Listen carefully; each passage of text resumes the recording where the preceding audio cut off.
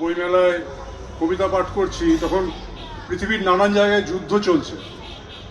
তো আমার কবিতাটা, দুটো কবিতা ভেবেছিলাম বলবো, কিন্তু এখানে একটা কবিতাই বলা হচ্ছে, সেটাই বলবো।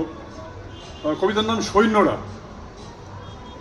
সৈন্যরা তো একই বাড়ির, ইসরায়েল বা প্যালেস্টাইন।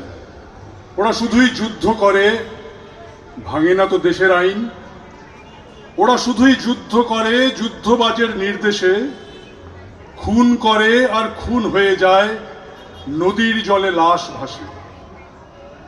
ওদের দেশের সীমানা নেই, নেই ঠিকানা, প্রাচীর দাগ।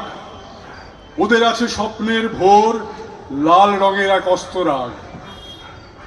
ওরা শুধুই স্বপ্ন দেখে, মনখানা ইস্পাত কঠিন।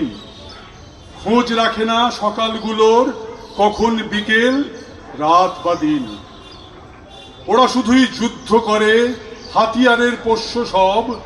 রাজা যারা ফন্দি করে, যুদ্ধ পাকায় যত সব। ওরা তো সব অস্ত্র বানায়, লগ্নি করে তাদের জান।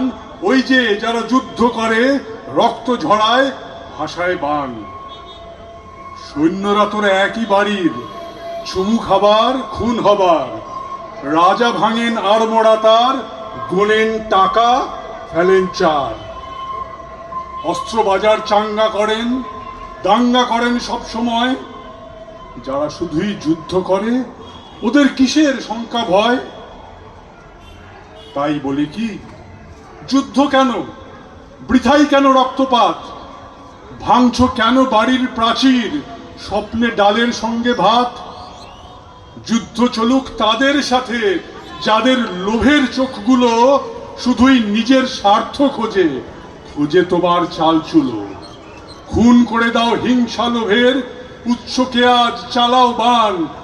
তোমার হাতেই ওদের বাঁচা, ওদের মরা পরিত্রাণ।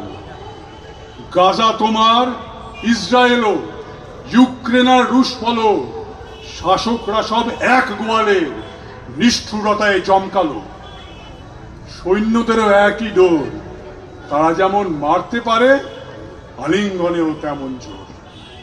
ধন্যবাদ।